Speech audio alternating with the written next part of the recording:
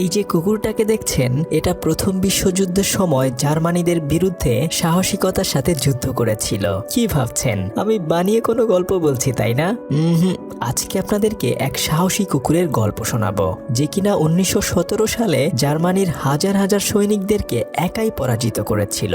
শুধু তাই নয়, কুকুরটি তার সাহসিকতার জন্য সার্জেন্ট পদবিও পেয়েছিল। সত্য ঘটনার উপর নির্মিত 2016 সালে রিলিজ হওয়া সার্জেন্ট স্টাবি এবং আমেরিকান হিরো মুভির গল্প আজকে আপনাদেরকে শোনাবো। আর এই যে কুকুরটাকে দেখছেন, এটাই সেই সত্যিকারের সাহসী আর্মি কুকুর। একটা ক্ষুধার্ত কুকুর রাস্তায় রাস্তায় ঘুরে বেড়াচ্ছিল, কিন্তু সে কোথাও কোনো খাবার খুঁজে পাচ্ছিল না। একটা দোকানের সামনে এসে অনেক খাবার দেখে সেই খাবারগুলোর দিকে সে অপলক দৃষ্টিতে তাকিয়ে থাকে। কিন্তু কুকুরকে আর কে খাবার দিবে, তাই বেচারা তখন ওখান থেকে দোকানের পাশে এসে খাবার খুঁজতে থাকে। তবে দোকানদার তাকে কোনো খাবার দেয় না, বরং তখন তাকে ওখান থেকে ঝাড়ু দিয়ে তাড়াতে থাকে। কিন্তু তবুও কুকুরটা ওখান থেকে যেতে চাচ্ছিল না, তাই ওই ব্যক্তি একটা হাড্ডি কুকুরের দিকে ছুঁড়ে মারে। কুকুরটি তখন ভয় পেয়ে ওখান থেকে পালিয়ে যায়, কিন্তু একটু পরেই ক্ষুধার জ্বালায় সে আবার এসে হাড্ডিটা নিয়ে যায়। বেচারা তো ভীষণ খুশি হাড্ডিটি পেয়ে, তাই সে ওটা মুখে নিয়ে দৌড়াতে থাকে। রাস্তার মধ্য দিয়ে গাড়ির ফাঁক ফোকর দিয়ে সে ওই হাড্ডিটি নিয়ে লুকাতে থাকে। কিন্তু সে এবার দৌড়াতে দৌড়াতে হঠাৎ করেই এক ব্যক্তির সাথে ধাক্কা খায়, আর যার ফলে সে হাড্ডিটি হারিয়ে ফেলে। আসলে ওখানে আর্মিদের কুচকাওয়াজ হচ্ছিল। তখন সে আর্মিদের ভেতর দিয়ে একটু একটু করে সামনে গিয়ে তার হারানো হাড্ডিটি খুঁজতে থাকে। ওখানে হাজার হাজার মানুষ দাঁড়িয়ে দাঁড়িয়ে কুচকাওয়াজ দেখছিল, আর তার মধ্য থেকে একজন মহিলা চকলেট খাচ্ছিল। কুকুরটি ওই মহিলার চকলেটের দিকে তাকিয়ে থাকে, আর ঠিক তখনই ওখান দিয়ে হেঁটে যাওয়া একজন সোলজার রবার্ট এটা দেখতে পেয়ে কুকুরটিকে একটা বিস্কিট ছুঁড়ে মারে, কেননা সে কুকুর অনেক ভালোবাসে। বিস্কুটটি পেয়েই কুকুরটি তখনই ওটা টপ করে খেয়ে ফেলে। যখন সমস্ত আর্মিরা চলে যাচ্ছিল, কুকুরটিও তখন তাদের পেছনে পেছনে যেতে থাকে। আসলে একটু আগে যেহেতু রবার্ট ওকে একটা বিস্কিট দিয়েছে, সেজন্য ওই রবার্টের পিছনে পিছনে যেতে লাগে। কিন্তু সে যখন ক্যাম্পের সামনে যায়, তাকে তো আর ভেতরে যেতে দেওয়া হয় না। তখন বেচারা অন্য রাস্তা খুঁজতে থাকে ভেতরে যাওয়ার জন্য। একটু পরে সে মাংসর ঘ্রাণ শুকে আর্মিদের রান্নাঘরে চলে যায়। তখন বাবুর্চি তাকে দেখেই চিৎকার করতে থাকে, কুকুর এখানে কিভাবে এলো? বাবুর্চি এরপর তাকে ধাওয়া দিলে বেচারা ভো দৌড় মেরে সোজা এসে রবার্টের সাথেই ধাক্কা খায়। রবার্ট তখন ওখানে পিটি করছিল। সে তখন রবার্টকে পেয়ে তার কাছে খাবার খুঁজতে থাকে, কিন্তু রবার্টের কাছে তো কোনো খাবার নেই, তাই সে তাকে বারবার ওখান থেকে চলে যেতে বলছিল। যদি অফিসার এটা দেখে ফেলে তাহলে ভীষণ ঝামেলা হয়ে যাবে, কিন্তু কুকুরটা ওখান থেকে যেতে চাচ্ছিল না। তবে কপাল খারাপ, একটু পরেই অফিসার কুকুরটিকে দেখে ফেলে। সে রবার্টকে জিজ্ঞেস করে, এটা কি তোমার কুকুর? তখন রবার্ট বলে, না স্যার, এটা আমার কুকুর নয়। তবে অফিসার একটু ভালো মনের মানুষ ছিল। সে রবার্টকে হুকুম দেয় পিটি শেষ করে কুকুরটিকে কিছু খাইয়ে এখান থেকে বের করে দেওয়ার জন্য। আসলে প্রথম বিশ্বযুদ্ধের সময় ফ্রান্স ব্রিটিশরা মিলে জার্মানির বিরুদ্ধে লড়াই করছিল, কিন্তু তবুও তারা জার্মানদের সাথে পেরে উঠছিল না। সেজন্য আমেরিকা থেকে হাজার হাজার সৈন্যদেরকে ট্রেনিং দিয়ে যুদ্ধে পাঠানোর জন্য প্রস্তুত করা হচ্ছিল। আর ঠিক এখানেই মূলত রবার্ট ট্রেনিং করছিল। যাই হোক, রবার্ট যখন খাবার নিচ্ছিল, বাবুর্চি তখন কুকুরকে খাবার দিতে চাচ্ছিল না, কেননা সে কুকুরটিকে একটু আগেই ওখান থেকে তাড়িয়ে দিয়েছে।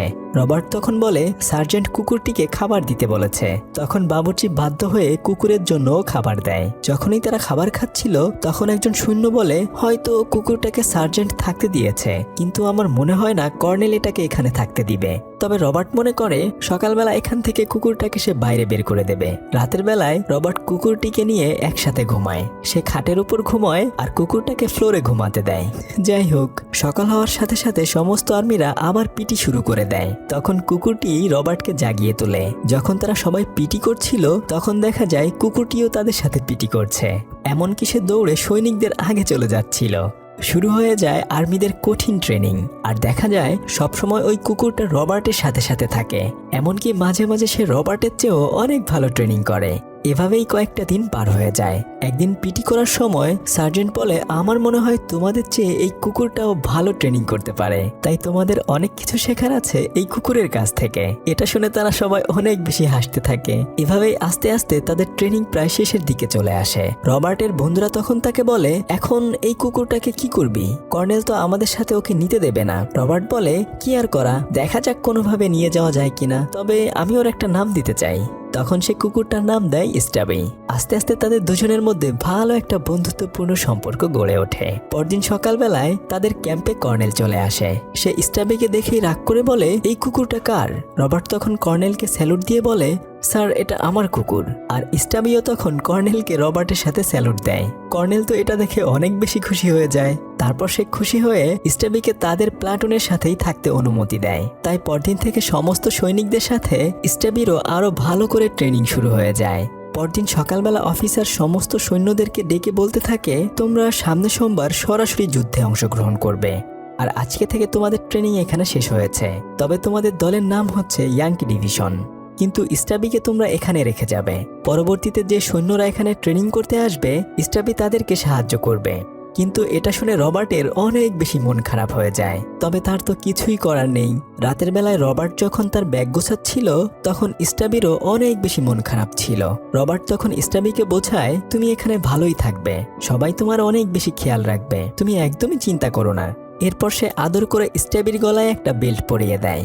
এরপর সে স্টাবিকে নিয়ে বাবুর্চির কাছে রেখে আসতে যায়। বাবুর্চি তাকে বলে, তুমি একদম চিন্তা করো না, আমি স্টাবির অনেক বেশি খেয়াল রাখবো। আর আমার এখান থেকে ওকে অনেক বেশি ভালো ভালো খাবার খেতে দিব। তুমি যখন যুদ্ধ শেষে ফিরে আসবে, তখন তুমি আবার ওকে তোমার সাথে নিয়ে যেও। রবার্ট তখন অনিচ্ছা থাকা সত্ত্বেও স্টাবিকে ওখানে রেখে যায়। একটু পরেই রবার্টের ট্রেন ছেড়ে দেয়। তখন স্টাবি কোনো মতে তার বাঁধন খুলে ওখান থেকে পালিয়ে চলে আসে। সে অনেক কষ্টে দৌড়ে ট্রেনের মধ্যে উঠে পড়ে। সবাই যখন জাহাজে উঠে যাচ্ছিল, স্টাবিও তখন লুকিয়ে লুকিয়ে একটা বক্সের ভেতর করে ওই জাহাজের মধ্যে উঠে পড়ে। রাতের বেলা সে বের হয়ে চুপি চুপি রবার্টকে খুঁজতে থাকে। কিন্তু সে দেখে যে ওখানে হাজার হাজার সৈন্য ঘুমিয়ে রয়েছে। এত মানুষের ভিড়ে সে রবার্টকে কিভাবে খুঁজে পাবে? তাই সে তখন রবার্টের জুতার ঘ্রাণ শুকতে শুকতে তাকে খুঁজতে থাকে। অনেক খোঁজাখুঁজির পরে সে রবার্টকে পেয়ে যায়। তারা একে অপরকে পেয়ে অনেক বেশি খুশি হয়ে যায়। তখন রবার্টের বন্ধুরা বলে, আরে যদি অফিসার এটা দেখে ফেলে তাহলে আমাদের অবস্থা খারাপ করে দিবে। তাই তারা তখন বুদ্ধি করে স্টেবিকে একটা ব্যাগের ভেতর ভরে কোথাও লুকিয়ে রাখতে যায়। আর ঠিক তখনই অফিসারের সাথে তাদের দেখা হয়ে যায়। অফিসারকে দেখে তারা ওখানে পড়ে যায়। আর কুকুরটাও ব্যাগ থেকে বের হয়ে যায়। অফিসার এটা দেখেই জিজ্ঞেস করে, এই কুকুরটা কার? তখন রবার্ট বলে, স্যার এটা আমার কুকুর, আমি ওকে আমার সাথে নিয়ে আসিনি। তবে কিভাবে যেন ও এখানে চলে এসেছে, আর ও আমাদের সাথেই ট্রেনিং করেছে। আর কর্নেলও তখন অফিসারকে এই কথা জানায়। স্টেবি তখন অফিসারকে স্যালুট করে তার লাঠিটা তাকে তুলে দেয়। এটা দেখে অফিসার অনেক বেশি খুশি হয়ে যায় এবং স্টাবিকে তাদের প্লাটুনের সাথে যুদ্ধ করার অনুমতি দিয়ে দেয়। এরপর রবার্টের বন্ধুরা স্টাবির বেল্টে তার নাম লিখে দেয়। এভাবে তারা প্রায় 1 মাস সমুদ্রে যাত্রা করে ফ্রান্সে পৌঁছায়। সেখানে গিয়ে তারা দেখতে পায় যে ব্রিটিশ এবং ফ্রান্স সৈন্যদের অবস্থা একদম নাজেহাল হয়ে গেছে। যাই হোক, পরদিন সকালবেলা জার্মানরা তাদের উপর আক্রমণ শুরু করে দেয়। এর ফলে অনেক সৈন্যরা ওখানে আহত হয়ে পড়ে। তখন স্টাবি সবাইকে সাহায্য করতে থাকে। এটা দেখে সবাই অনেক বেশি খুশি হয়ে যায়। যখন সমস্ত সৈন্যরা খাবার আনতে যায়, তখন ওখানকার ফ্রান্স বাবুর্চি তাদেরকে খাবার দিলেও স্টেবিকে খাবার দিতে চায় না। এর ফলে রবার্টের বন্ধুর সাথে তার মারামারি বেঁধে যায়। তখন ওখানে গ্যাস্টন নামের একজন ফ্রান্স সৈনিক এসে তাদেরকে মিটমাট করিয়ে দেয়।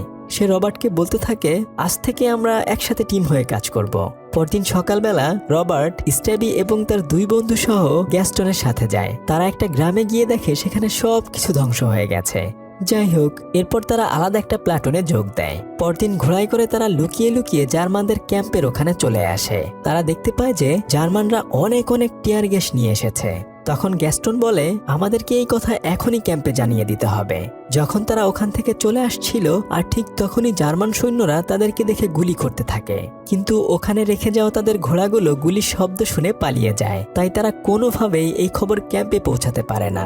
রবার্ট তখন বুদ্ধি করে গ্যাস মাস্ক দেখিয়ে স্টেবিকে এই খবর ক্যাম্পে পৌঁছাতে বলে। স্টেবি তখন দৌড়ে এসে সার্জেন্টের গ্যাস মাস্ক ধরে টানাটানি করতে থাকে। তখন সার্জেন্ট বুঝে যায় এখন সবাইকে গ্যাস মাস্ক পরতে হবে। তাই সে দ্রুত সমস্ত সৈন্যদেরকে গ্যাস মাস্ক পরে নিতে বলে। এর কিছুক্ষণ পরেই জার্মানরা গ্যাস ফায়ার করে। এই গ্যাস তাদের ক্যাম্প সহ আশেপাশের গ্রামেও ছড়িয়ে পড়ে। স্টাবি তখন গ্রামে গিয়ে ওখানকার মানুষদেরকে সতর্ক করে দেয়। তখন গ্রামের সমস্ত মানুষরা গ্যাস থেকে বাঁচতে মাস্ক পরে নেয়। একটু পরে গ্যাস্টন এবং রবার্ট স্টাবিকে নিয়ে ক্যাম্পে ফিরে আসে, কিন্তু তাদের কাছে আর কোনো এক্সট্রা মাস্ক ছিল না। তাই গ্যাস্টন তখন একটা রুমাল ভিজিয়ে স্টেবিকে পরিয়ে দেয়। কিছুক্ষণের মধ্যেই সারা এলাকা জুড়ে গ্যাস ছড়িয়ে পড়ে। যেহেতু সবাই মাস্ক পরা ছিল, সেজন্য কারোরই তেমন কোনো ক্ষতি হয় না। গ্রামবাসী সহ সমস্ত সৈনিকরাও বেঁচে যায় স্টেবির সাহসিকতার জন্য। গ্রামের মানুষজন তখন স্টেবিকে তাদের জীবন বাঁচানোর জন্য অনেক অনেক ধন্যবাদ দিতে থাকে। গ্যাস্টনও স্টেবির সাহসিকতা দেখে অনেক বেশি খুশি হয়ে যায়। তাই সে নিজ হাতে খাবার রান্না করে রবার্ট এবং স্টেবিকে খেতে দেয়। খাবার খেয়ে তারা একটা পাহাড়ের উপর বসে গল্প করছিল। গ্যাস্টন তার পকেট থেকে তার পরিবারের একটা ছবি বের করে রবার্টের সাথে সবাইকে পরিচয় করিয়ে দেয়। তখন সে রবার্টের কাছে জানতে চায় তার পরিবারে কে কে রয়েছে। রবার্ট তখন বলে, আমার পরিবারে আমার বড় বোন এবং আরো ছোট ছোট 2টা বোন রয়েছে। তারা দুজন তখন সুখ দুঃখের গল্প করতে থাকে। যাই হোক, পরদিন সকালবেলা জার্মানরা তাদের উপর আবার আক্রমণ করে বসে। তখন তারা সার্জেন্টের কাছে গিয়ে জানতে পারে গোলাগুলিতে তাদের একজন সৈন্য আহত হয়ে গেছে, কিন্তু কোথায় সে পড়ে আছে তাকে খুঁজে পাওয়া যাচ্ছে না। স্টেবি এই কথা শুনে সেই আহত সৈনিককে খুঁজতে বের হয়ে যায়। বাইরে প্রচন্ড রকমের গোলাগুলি হচ্ছিল, কিন্তু তবুও সে সাহসিকতার সাথে অনেক খোঁজাখুঁজি করে সেই আহত সৈন্যটিকে পেয়ে যায়। তারপর তারা তাকে ওখান থেকে উদ্ধার করে আনে। স্টেবির এই সাহসিকতার জন্য সবাই অনেক বেশি খুশি হয়ে যায়। এভাবেই কয়েকটা মাস পেরিয়ে যায়। এপ্রিল 1918 সালে রবার্টদের ইউনিট অন্য একটা জায়গায় ট্রান্সফার হয়। ওখান থেকে যাওয়ার আগে গ্রামের একটা মেয়ে স্টেবির জন্য একটা ড্রেস বানিয়ে আনে।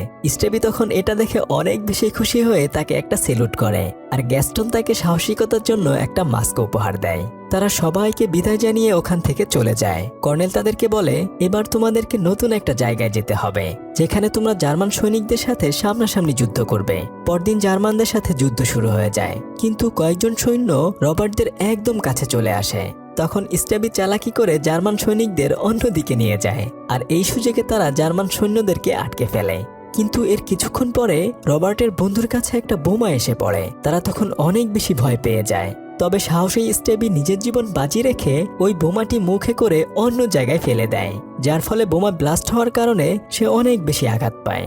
রবার্ট তখন দৌড়ে গিয়ে স্টেবিকে উদ্ধার করে আনে।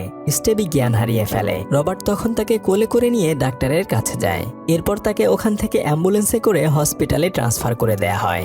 এভাবেই কয়েকটা দিন পেরিয়ে যায়। ওখানে প্রচন্ড বৃষ্টি হচ্ছে, কিন্তু তবুও সৈন্যরা সব সময় পাহারা দিয়ে যাচ্ছে।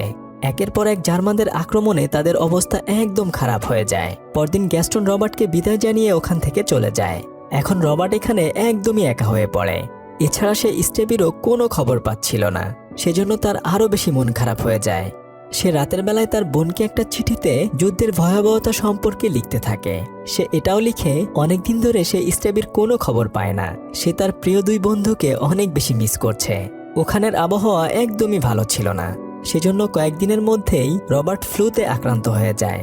সে অনেক বেশি অসুস্থ হয়ে গেলে তাকে একটা হসপিটালে ভর্তি করা হয়। তার শরীরের অবস্থা একদমই ভালো ছিল না, হয়তো যে কোনো সময় সে মারা যাবে। কিন্তু যখন তার জ্ঞান ফিরে আসে, সে তখনই স্টেবির কথা জানতে চায়। ওদিকে স্টেবি এখন অনেকটা সুস্থ হয়ে গেছে, তাই সে তখন ওখান থেকে বাইরে বের হয়ে আসে। কিন্তু তার প্রচন্ড ক্ষুধা লেগেছিল। এরপর সে খাবারের গন্ধ শুকতে শুকতে জার্মান সৈন্যদের ওখানে চলে যায়। সে 2টা হটডগ চুরি করে ওখান থেকে পালাতে থাকে। জার্মান সৈন্যরা তাকে ধরতে গেলে সে তাদের চোখ ফাঁকি দিয়ে ওখান থেকে পালিয়ে আসে। কিন্তু অনেক পথ হাঁটতে হাঁটতে স্টেবি অনেকটাই ক্লান্ত হয়ে যায়। তবে তবুও সে হাল ছাড়ে না। যে করেই হোক না কেন সে তার বন্ধু রবার্টের কাছে পৌঁছাবে। যদিও তার পা আর চলছিল না, তবে সে অনেক কষ্ট করে রবার্টের হসপিটালে চলে আসে। রবার্ট স্টেবিকে দেখতে পেয়ে অনেক বেশি খুশি হয়ে যায়। এরপর আস্তে আস্তে সেও সুস্থ হয়ে ওঠে। এখন রবার্টের দিনকাল স্টেবির সাথে খুবই ভালো কাটছিল। এভাবেই 6টা মাস পেরিয়ে যায়। তারপর তারা সবাই মিলে ফ্রান্সের প্যারিসে ঘুরতে আসে। ওখানে এসে রবার্টের বন্ধুরা দুজনে 2টো মেয়ে পটিয়ে ফেলে। কিন্তু রবার্ট ঠিক আমার মতো ভদ্র ছেলে, তাই না বলুন? আপনার বন্ধুরাও কি এমন করে কিনা সেটা অবশ্যই আমাদেরকে কমেন্ট করে জানান। যাই হোক, ফ্রান্সের মানুষটা তাদেরকে খুব ভালোভাবেই গ্রহণ করে নেয়। রবার্ট এবং স্টেবি ফ্রান্সের সব জায়গায় ঘুরে বেড়ায়। তারা দুজন মিলে তখন ওখানে অনেক অনেক ছবি তুলে এবং মজা করে। ওখানে তাদের দিনকাল ভালোই কাটছিল। তারপর তারা ছুটি কাটিয়ে আবার ক্যাম্পে ফেরত আসে। এভাবে আস্তে আস্তে সেপ্টেম্বর মাস চলে আসে। জার্মান সৈনিকরা সারেন্ডার করতে চেয়েও করছে না। একদিন স্টেবি অনেক চালাকি করে একজন জার্মান সৈন্যকে হাতে কামড়ে দেয়। যখন সে স্টেবিকে গুলি করতে যাবে, বাকি সৈন্যরা এসে তাকে ধরে ফেলে। সেজন্য পরদিন অফিসার এসে স্টেবির সাহসিকতার জন্য তাকে ওখানকার সার্জেন্ট বানিয়ে দেয়, আর রবার্টকে কর্পোরাল বানিয়ে দেয়। স্টেবিকে এখন তার স্যার বলা লাগবে। যাই হোক, তখন গ্যাস্টন সহ ওখানকার সমস্ত সৈনিকরাও অনেক বেশি খুশি হয়ে যায়। তারা সবাই তখন সার্জেন্ট স্টেবির সাথে ছবি তুলে রাখে, আর এই আর্মি কুকুরের খবর সারা পৃথিবী জুড়ে ছড়িয়ে পড়ে। এরপরে সমস্ত সৈন্যরা মিলে জার্মানদের উপর আকাশপথে এবং স্থলপথে আক্রমণ করতে থাকে। জার্মান সৈন্যরা তখন দলে দলে আত্মসমর্পণ করতে শুরু করে। রবার্টরা সবাই জার্মানিদের আক্রমণ করতে করতে তাদের ক্যাম্পে পৌঁছে যায়। ওখানে গিয়ে তারা দেখতে পায় জার্মানরা অনেক মজবুত ক্যাম্প তৈরি করে রেখেছে, কিন্তু এখানে কোনো সৈন্য নেই। পুরো ক্যাম্প ফাঁকা পড়ে রয়েছে।